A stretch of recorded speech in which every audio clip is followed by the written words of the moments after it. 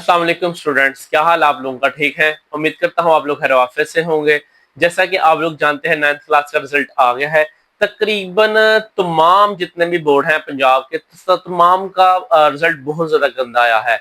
अगर हम लोग देखें तो पंजाब के जितने भी बोर्ड हैं हमारे पास, उनमें से डेरा गाजी हाँ का रिजल्ट आया है 57%, फैसलाबाद का रिजल्ट आया है 51%, यानी कि 51% पास है। गुजरांवाला बोर्ड का है 49%, यानी कि तकरीबन 50% बच्चे फेल हैं और 50% बच्चे पास हैं।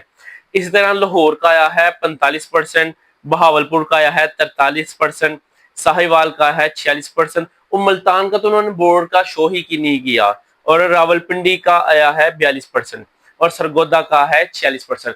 आप लोगों को पता होगा कि ये जो बोर्ड का रिजल्ट लेट हो रहा था, बेसिकली हो रहा था मुल्तान के बोर्ड की वजह से, क्योंकि उनका जो रिजल्ट है वो तैयार नहीं था, जिस वजह से बच्चों का रिजल्ट हो गया लेट। असल बात अब ये है कि जिन बच्चों की आ गई है सप्ली, 2 सप्ली आई हैं, 3 आई हैं, 4 आई हैं या 1 आई है, उनके साथ क्या होगा? क्योंकि 9th क्लास में सप्ली आ जाए तो उसके पेपर कब होंगे, वो इस वीडियो में हम लोग आज डिस्कस करेंगे।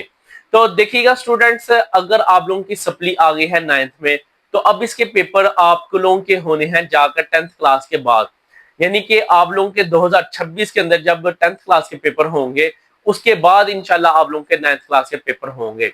तो अभी आप लोगों के पास पूरा 1 साल है, आप लोग अच्छे तरीके से तैयारी कीजिएगा। इंशाल्लाह उम्मीद है आप लोग 10th क्लास आगे कवर कर लेंगे।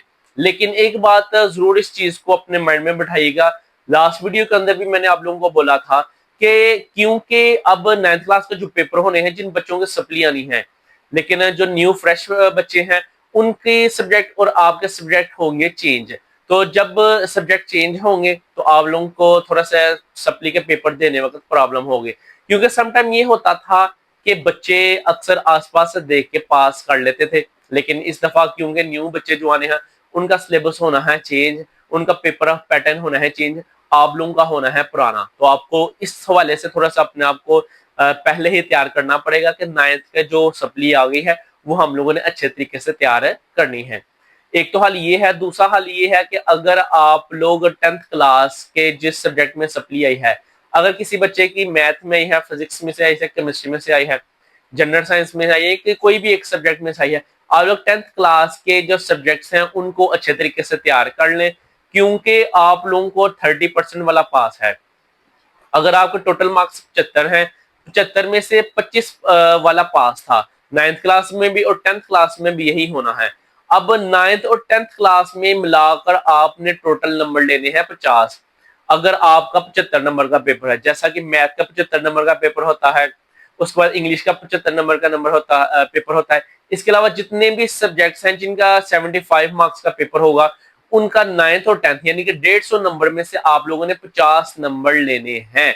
अगर तो आप लोग 10th में ले लेते हैं तो 9th में आप लोग ऑटोमेटिकली पास हो जाएंगे। अगर आप लोग 9th में आ गए हैं तो 10th में आप लोगों के लिए आसानी पैदा हो जाएगी।